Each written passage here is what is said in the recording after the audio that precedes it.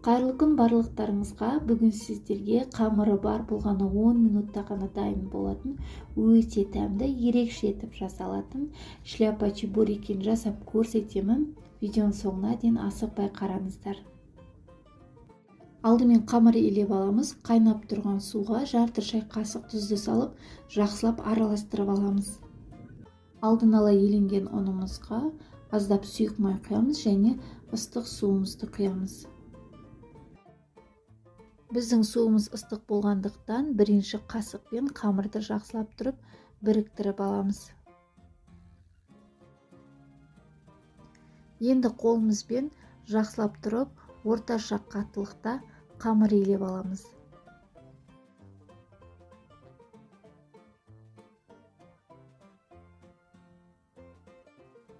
Міне біздің қамырымыз дайын болды. Дайын болған қамырды міндетті түрде салфанға салып 10 минутқа демалдыруға қоямыз.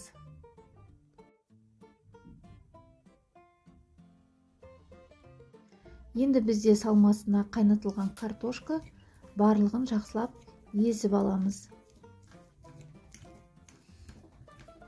Картошканың орнына қайнатылған жұмыртқа қолдансаңыздар да болады. Міне біздің картошкамыз дайын. Енді осы картошканың үстіне алдын ала қуырылған пиязымызды саламыз. Пияз бізге ерекше дәм береді. Дәміне қарай тұзын, бұрышын салып жақсылап араластырамыз. Енді ас көктерден мен көк пияз қолдандым, ерекше дәм береді. Барлығын жақсылап араластырамыз. Осымен біздің салмамыз дайын. Енді демалған қамырды жақсылап жұқартып жайып аламыз. Міне біздің қамырымыз дайын.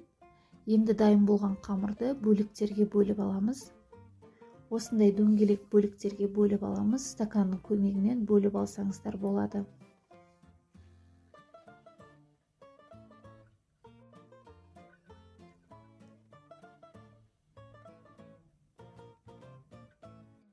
Міне біздің қамырларымыз дайын. Қалған қамырларды демалдырып, қайта жайып қолдансаңыздар болады. Енді қамырлардың ішіне салмасын салып шығамыз.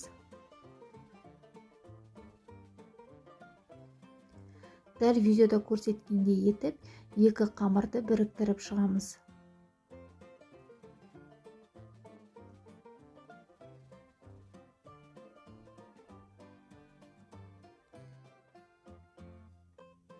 Қамырларымызды жақсылап шеттерін басып шығамыз. Майға қуырған кезде ашылып кетпеу керек. Енді қамырлардың шетін вилканың көмегімен басып шығамыз. Дастарханға қоюға өте әдемі, біздің чебурекилеріміз жылдам жасалады. Міне біздің қамырларымыз дайын. Енді майды қыздырып қоямыз.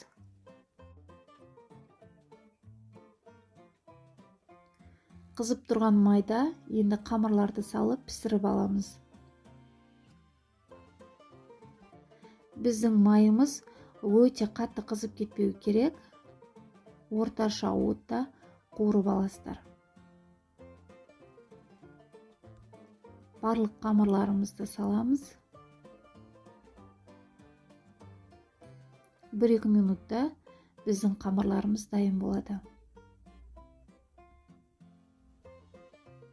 Бір бетін жақсылап қызартып алып, келесі бетіне аударамыз.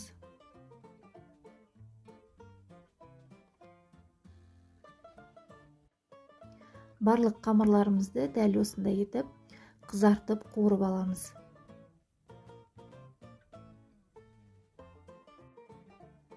Қалған қамырларды да дәл солай салып, екі жағын қызартып қуырып аламыз.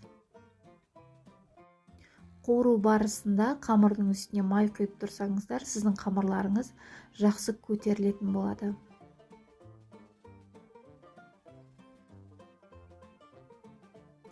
Қараңыздар, міне біздің қамырларымыз өте әдемі болып көтеріліп шықты. міне біздің өте дәмді жылдам жасалатын шляпа чебурекіміз дайын болды. Қараңыздар, түрінің өзі қандай әдемі болып шықты.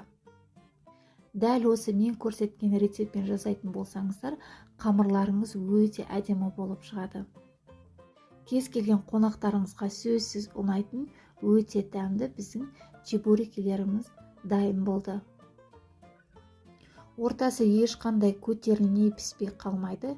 Өте әдемі болып көтеріліп, қытырлақ чебуреки дайын болды. Құрметті көрермендер, бүгінгі рецептім сіздерге ұнаған болса, міндетті түрде лайк басып, комментарий жазуды ұмытпаңыздар. Барлықтарыңызға ас болсын.